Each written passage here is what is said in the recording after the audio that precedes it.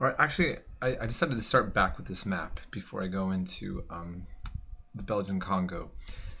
And so I want you again to look at, here we are by World War One, for example. We have German Southwest Africa. We have the Free Orange State. We have basically, we're going to have the Boers or the Dutch settlers going to be taking over. But you're going to have the British for a while having control. We have German East Africa, British East Africa, British Somaliland, Italian Somaliland, French Somaliland, Anglo-Egyptian Sudan, and Egypt will be ruled also by England, on the British. French West Africa, big chunk. Okay.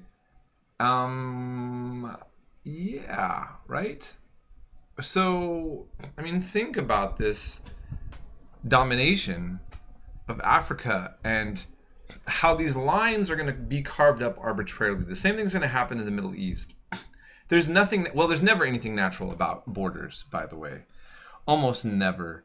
Borders are political realities where often a contract was signed or even people were killed over such things, but they're arbitrary. In other words, it has nothing to do with what is natural. And in some of these places, the cultures of people are,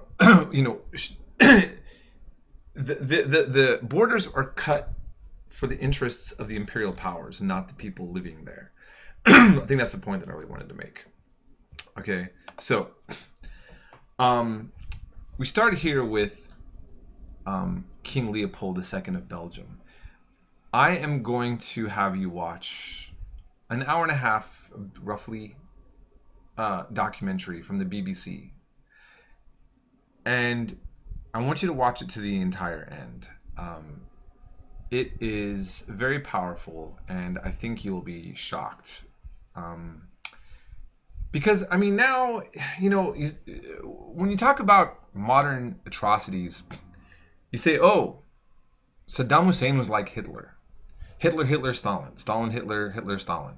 And trust me, we're going to learn, yes, I'm not revising history, saying, oh, Hitler wasn't that bad or Stalin wasn't that bad. What I'm saying is that you could have easily said Hitler was being a Leopold. But the difference is that now in Germany, Germans overall feel shame and do not celebrate the legacy of Hitler. In Belgium now, you have contemporary new statues in honor of King Leopold II. Well, his relationship to the Congo is one that is just something almost out of a horror story, to put it mildly. Now, I am speaking from a very biased point of view, but okay, if you think that it's okay that thousands of African villagers are just being eradicated to meet rubber quotas and lopping off hands of children continually, public executions and tortures of Congolese continually, all going to the private, basically going for King Leopold so he can make palaces and become one of the wealthiest men in Europe. Okay, then that's we have a different set of ethics, right? But it's his legacy is on Africa is still felt to this day. And his legacy is also, there's a bit of a denial in Belgium. But to be honest, most societies don't want to look at things that reflect on their leaders in a negative way, especially when that wealth did go into Belgium to a point where you see these beautiful monuments and things that make, I mean, if a leader does something bad to somebody else and somebody in his own country gets some benefits from it, usually people will look the other way. It just seems to be what happens. But what I would like you to also think about, though, when you watch this documentary, are the many tricky subjects that pop up that are worthy of being thought about at all places and times in history.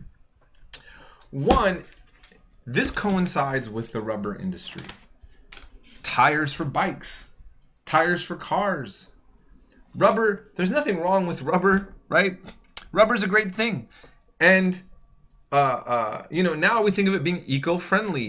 Here, if you're gonna ride your bike instead of ride your car, great. But we don't think about the fact, and probably many people in the world that were riding their bicycles didn't realize that kids were getting their hands lopped off so that they could get this nice luxury of riding their bike on a Saturday, maybe going to a picnic with their lover and having a great time. Okay. And so again, we talk about that idea of products that we want to have and the human cost somewhere else, or the animal cost somewhere else. Okay. And then also, on top of that, we saw that the missionaries had a very mixed legacy there. On one hand, they were some of the people to help make the atrocities known. On the other hand, they also were complicit and not saying much because their focus was on other things. And then the whole issue of European and Western humanitarianism gets brought up. And the fact that King Leopold actually goes into the Congo claiming that he pushed out the Arabs from the slave trade in East Africa. And so this was done in the name of ending slavery. And it was a way to say, hey, look it, we're coming in and we're getting out this one bad person here and we're going to do this. And then what we see is a worse form of slavery taking place under King Leopold. And then later it being exposed by other European countries who are also colonizing other people, but after all, they can point out that this guy's doing it really bad. I mean, at least we don't do it as bad as this guy, for instance, okay? And then the way in which now this is almost forgotten. The people who actually revealed the truth of what he was doing have been forgotten. This is a very important legacy that we should all know about, and this is something that really, I think, cuts at today's global inequalities, and we can ask ourselves how much has changed. And to just think about the context of Western civilization and the legacy of this new imperialism, and looking at King Leopold II of Belgium. Okay, so this documentary that I'm going to have you watch will be very important. So I will put that at the end of the chapter, okay, for you to watch. Now, not all of Africa was conquered, and actually, in fact, Ethiopia is the one that stands their ground. Ethiopia became Christian, at least to the ruling elites and Amharic people, around the same time that Constantine did in Rome. They have a very interesting legacy, and I just think that you should look into Ethiopia much more. Okay, that's all I'm going to say about that for now. And then I'm just going to go into Asian encounters. The United States has an interesting, legacy in the middle of all this, right?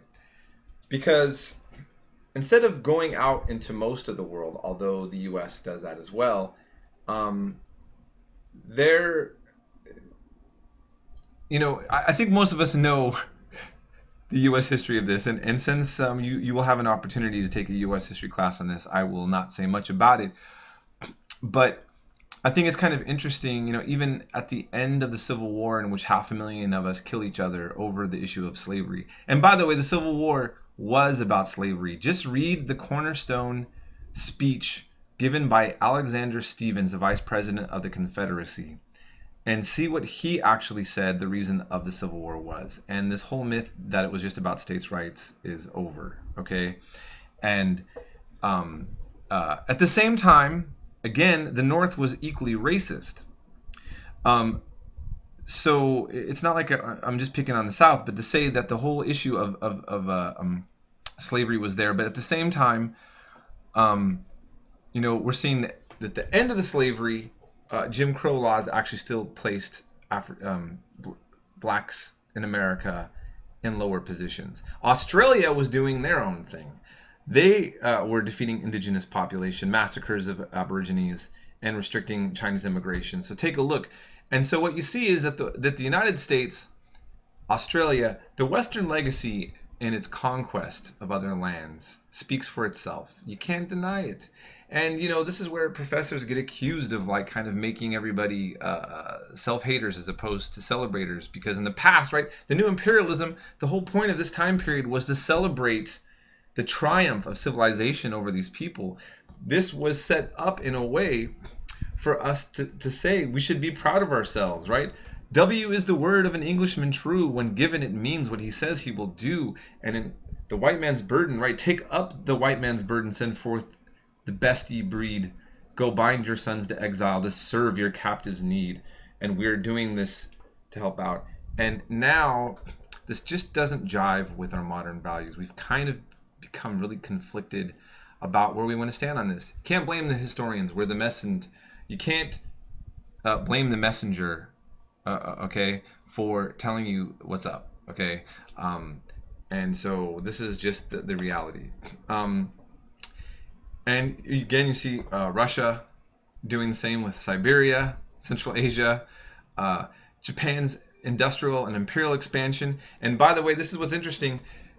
For all the Americans that are mad that our jobs are going to China now, and all the rightfully being perhaps upset about what Obama's current trade deal is with China, China and Japan wanted nothing to do with the West. The British helped crack open China, and it was the United States that forced with Perry, if you read the text, gunboats. We went in and we forced Japan to do trade with us and to crack them open. So, and then Japan is going to have what's called the Meiji Restoration, where they're going to say, you know what, we've watched you reduce China to total humiliation, and they were the middle kingdom. They were the top dog. We're going to follow these Western ways. And we're going to see what happens in World War II with the way the Japanese looks at things. Has a lot to do with what they saw the West doing and the way that they were also being treated by the West in the middle of this. It's a very complex story, which we'll cover later on. Okay? And so it wasn't just Africa, but we have Asia then under Western influence, and which will also, again, explain so many things of what's going on now. If you look at North Korea, I have a lot of sympathy towards North Korea, not because it's North, but I have a sympathy towards Korea, because it was the Koreans under Japanese occupation, which was celebrated. The Japanese said, hey, we're going to imitate the West. We'll do what they do. We're going to colonize in our own region. We're going to take over Korea.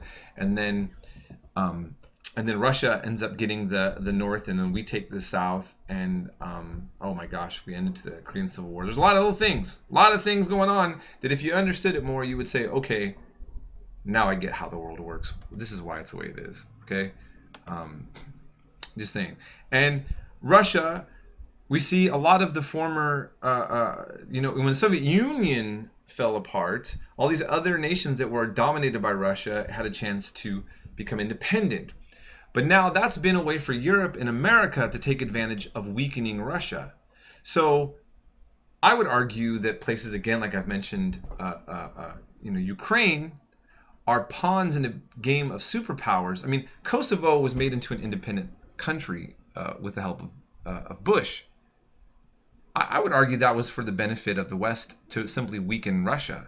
And Kosovo is not doing so well right now. Okay, it's not getting a lot of support, but what it did do is it weakened Russia, and Putin knows this. And so now we see these independent nations are really just pawns still for at the expense of the superpower. Okay, and so the Boxer Rebellion is really important. You should know that. I think you got a lot of the point of some of those things. I'm going to talk about the Boer War just a little bit right here as well in the next section. I am kind of quickly going over some very important parts, but I think you're getting the essence quite well of what I'm saying. And the book details a lot of important things. But I do want to now highlight a little bit in the aspects of the Boer War next.